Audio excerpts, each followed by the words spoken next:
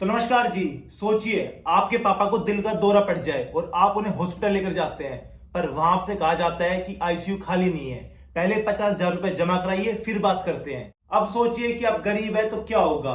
क्या भारत का health care system सच में इतना कमजोर है या फिर ये सिर्फ अमीरों के लिए बना है? तो आज हम बात करेंगे इंडिया हेल्थ सिस्टम की वो सच्चाई जो शायद आपने पहले कभी नहीं सुनी होगी। तो वेलकम हर्ष रियलिटी। तो भारत में दो तरह के हॉस्पिटल होते हैं, पहला जहां इलाज मुफ्त किया जाता है और दूसरा जहां पर इलाज की कीमत जान लेकर ही छुटती है। भारत के 70% लोग सरकारी हॉस्पिटल पर निर्भर है, लेकिन हेल्थ केयर का सिर्फ 1.28% जीडीपी ही खर्च होता है। मतलब कि करोड़ों लोग सिर्फ जुगाड़ से इलाज कराते हैं। सरकारी अस्पतालों में डॉक्टर कम, दवाइयां कम, मशीनें खराब और लाइन इतनी लंबी कि बीमारी से पहले उम्मीद ही मर जाए। और दूसरी तरफ प्राइवेट हॉस्पिटल जहां 5 स्टार होटल जैसी बिल्डिंग, एसी वाला रिसेप्शन और 5,000 रिसेप्शन फीस। आपका इलाज आपके पर्स की मोटाई पर डिपेंड करता है, आपकी बीमारी पर नहीं। अब बात करते हैं आयुष्मान भारत, सच्ची क्रांति या फिर एक दिखावा। 2018 में भारत ने एक योजना चलाई जो थी आयुष्मान भारत, जिसमें 50 करोड़ लोगों को मिलेगा 5 लाख तक का हेल्थ इंश्योरेंस। लेकिन सवाल यह है कि क्या ग्राउंड रियलिटी में कुछ बदला?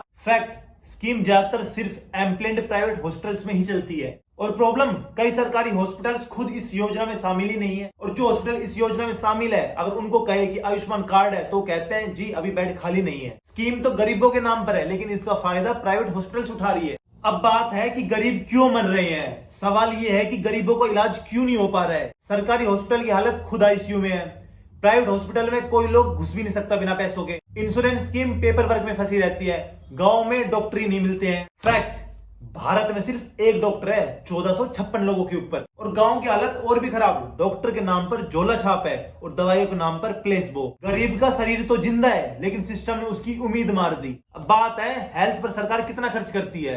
भारत में 1.28% ऑफ जीडीपी, ब्राजील में 10.9% ऑफ जीडीपी, यूके में 10% ऑफ जीडीपी एंड यूएसए में 16.9% ऑफ जीडीपी। यानी हम सिर्फ बात करते हैं डिजिटल इंडिया और विश्वास गुरु की, लेकिन जब बात इलाज की आती है तो सरकार बोलती है अपना खुद जुगाड़ कर लो। हर साल डिफेंस को 6 लाख करोड़ रुपए मिलते हैं और वहीं हेल्थ में 1.12 लाख करोड़ रुपए मिलते हैं, वो भी पूरे देश में। हम हथियार से तो दुश्मनों को मार सकते हैं, लेकिन बुखार से मरे अपने लोगों को कौन बचाएगा। अब देखते हैं कुछ रियल केस।